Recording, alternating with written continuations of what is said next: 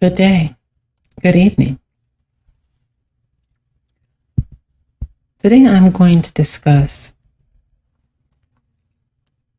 Anne, my mother, and her history and her life story.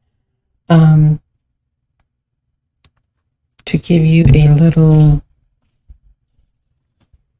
context, because in order to understand my life, you have to understand her life a little bit as well to understand how we've gotten to this point. So, my mother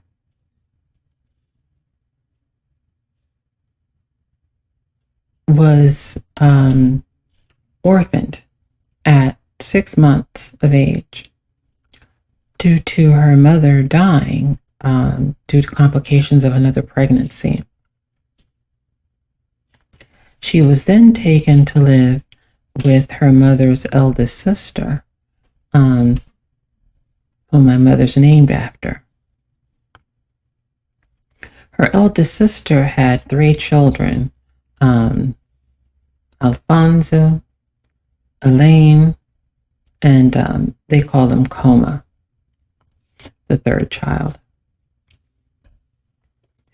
My mother's name was always different because she was never legally adopted by them, but she was raised by her eldest aunt. They never directly sat down and spoke to her about her life story. She learned of things by eavesdropping, essentially. In those days, children were to be seen and not heard. And because she could hear things that adults discussed and she didn't open her mouth, oftentimes she would be present and people would know that she'd be present. So, through this tactic, she was able to learn what happened to her mother, her biological mother. Because as you can imagine, if you go to live with your aunt at 6 months old, you have no real recollection of your biological mother. So the only mother to you would be the one that raised you. Unfortunately, her aunt's husband, the aunt that raised her, was not happy with her presence. And normally, she, the aunt, allowed her husband, of course, to be the man of the house and to have the last say because they all belong to this holiness church. So there was no cursing, no drinking, no watching of secular movies and or music. But she didn't force this religion on her children. They were free to participate if they wanted to, but they did not have to. But there were a couple places where she put her foot down. One of them was my mother being in her home, and the second was when her husband would get paid, she'd go to get his check, because if she didn't, he would drink it all away or gamble it all away.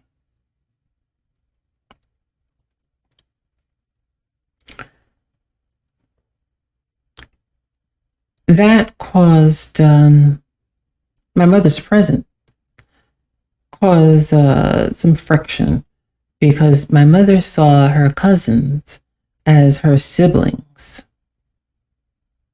To the very end.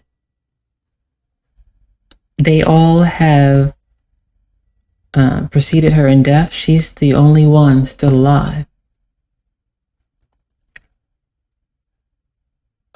But throughout their entire life, that's how she's referred to them.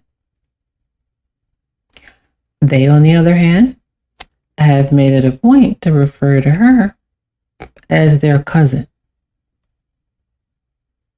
Now, I've told you in previous chapters that I'm a bit hard-hearted. So, and I think part of that is due to my just being tolerated. And after living that experience, I don't put myself in positions or places where people don't desire to have me. Now, I'm certainly going to go to work, and I don't care about how you feel about me in the workplace, because I'm there to do a particular function, earn my money, and build my career and keep moving. So I don't care about your feelings there. But in the personal area, if my presence is not desired or welcome, then I don't take my behind over there, period. But she could not let go of this desire to be their sibling and not accept and just be happy to be their cousin.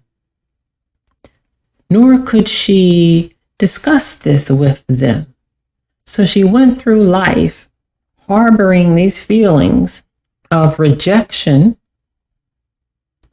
and never sat down to talk to them about it. Instead, all of her anger was thrown at the people in her home.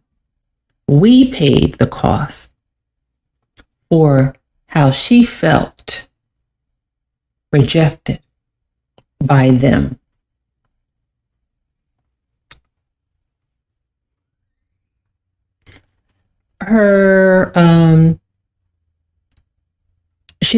That also made her a very hypercritical person.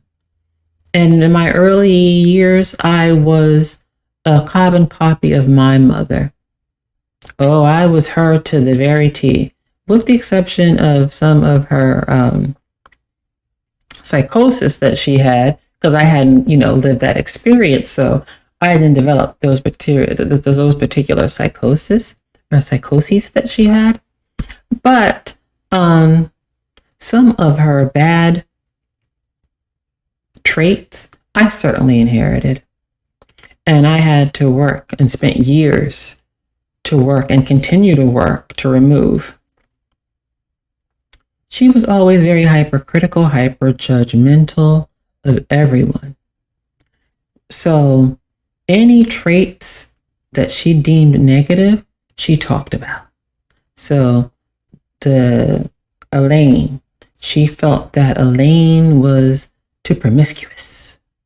She talked about Elaine jumping in and out of windows to go jump in a car with boys.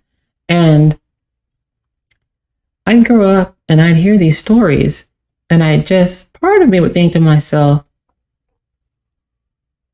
this is really none of my business. Why am I hearing these things which are truly none of my business? She talked about, Elaine's friends and other people. And Elaine is deceased, and so I feel more free to talk about Elaine. I'm not going to talk about other people that she's spoken of because they're still here, and that is their story. And I believe that it pertains to them to discuss their story. I think it would be wrong of me to discuss their story because this is all my mother's interpretation, mind you, of their story. And I want to keep that clear. The things that I discuss when I discuss about my mother's history and her life are through her eyes, as was told to me over and over and over and over and over and over and over and over again throughout my life. I think I know her life better than I know my own. It was told to me and drilled into me so much. So she was definitely on her moralistic high horse when it came to Elaine. And so she didn't and does not, as long as she's not promiscuous, she thinks it's okay to be manipulative, to be conniving, to lie. And what I mean by lie is there are clear methods to investigate or see the truth of a matter, and you can clearly see through facts that something is either true or not. She will choose to ignore it and not want to see it because it is not a part of her narrative. So she'll continue to put blinders on and just go with what she thinks. And she will sell and tell people what she thinks as if it were fact, rather than saying to people, I feel, I believe. And even if what she believes is contrary to the facts, if she were to lead with that, and I have had plenty of discussions with her many years ago, decades ago, about the difference. So her doing that is a choice that she continues to do, knowing that if you tell people that this is your point of view, this is how you feel, this is what you believe, we can't argue that point. We can tell you, well, the facts are X, Y, Z, but we can't argue your feelings, your perceptions. But that's not how she relates it. She will tell people that this is a fact. And that is then a lie. When you clearly know that there are ways to determine whether something is factually correct and you choose to ignore that and go with just how you feel because it suits a particular narrative that you have, then that is a lie. And so that is what I mean by she lies. And she always has. Because I don't know the root of it, but she gets lost in wanting to win all the time. It's not even about wrong or right anymore. It's about winning. And she is the unmitigated champion at winning because no one beats her in debates or arguments because it's always how she sees it, and that's that. And then, the old Southern woman, she puts that last gotcha zing to it by bringing in God. Because God wouldn't allow her to think something incorrectly. So if she thinks it, it has to be true because he wouldn't allow her to think something that was not true. Now, what do you do with that? That's when you just have to let people go with it. If that makes you happy, God bless you. But that's not factual. And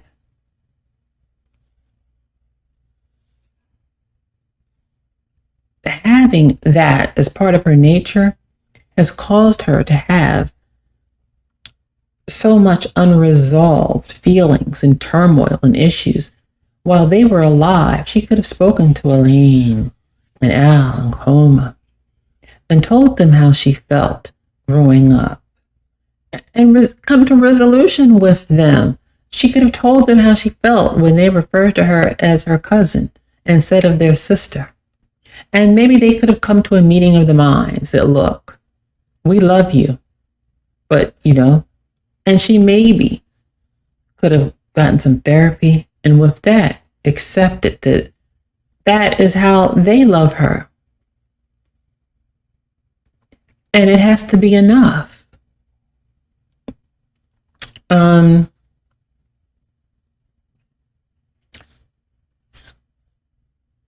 aunt that raised her died when she was 10. And her aunt and her grandmother, their homes were back to back. So when her aunt died, she went to live with her grandmother. Her grandmother died a year later, while my mother was in bed with her. Our grandmother apparently wasn't feeling well, went to lay down. My mother came home from school, and so did her cousin. So both she and her cousin Coma, they were in the bed with her. My mother got up and was trying to wake her grandmother up. Couldn't wake her grandmother up. Coma then ran to get the rest of the family, and that's when they learned that she had passed.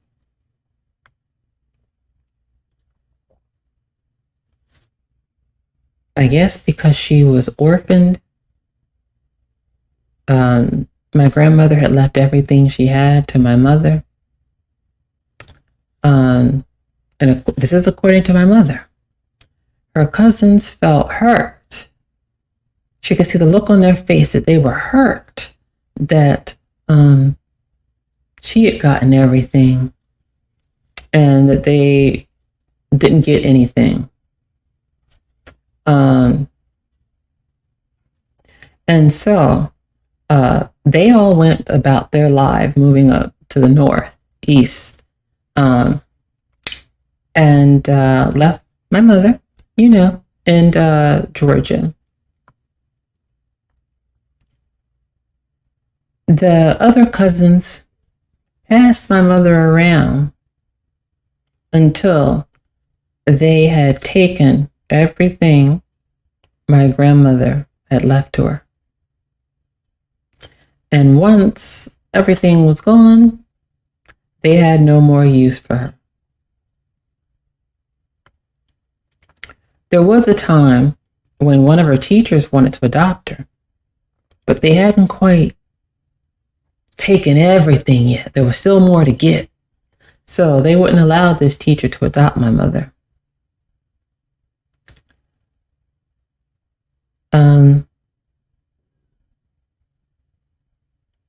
She was staying in one of the cousins' house, and the cousins, they were very mean to my mother. And the cousin's husband was like, if my mother was good to him, he would make them be nice to her. My mother ran and told on him, and they beat her something awful. My mother then went to work for this lady who had a restaurant. And so my mother was good with money, good with numbers. And so, and my mother learned to cook. And she was the one responsible for depositing the money and keeping count. And,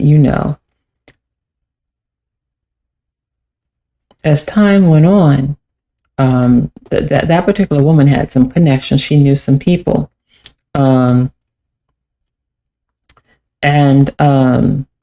She happened to know a guy that was connected. You know what I mean by connected. And they needed a nanny. And so my mother then went up north. And that is how she ended up in Rhode Island. Because she went from working in this woman's restaurant to going up north to be a nanny for this connected family.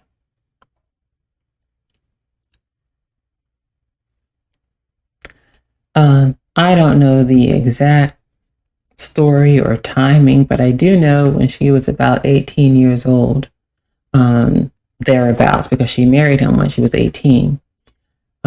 She met Nick.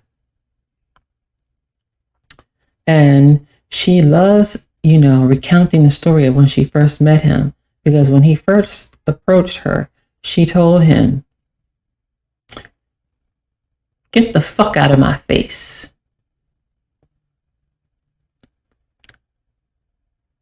And it's funny because that man never stopped trying to be the fuck up in her face, no matter how she treated him. And during the latter years of his life,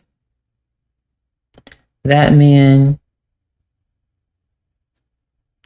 was almost welcoming death, because he knew he would never leave her in life, and the only way he would leave her was in death. And towards the end, he could see the monster that he created, and he wanted release from this monster. And it's my true belief that he had been fighting, I think, until then, because he had been sick for years off and on with all these different types of ailments, but I think he kept fighting. I think he got to the point, because she was to the point where she was just terrible. She was unbearable, and she is. She is angry and a miserable person at this point in time in life. And I think that he got to the point where he could no longer take it, yet he would not leave her. And I think he just gave up. And so when he passed, the nurse said he passed peacefully. He took a nap after doing his exercises, and slipped away.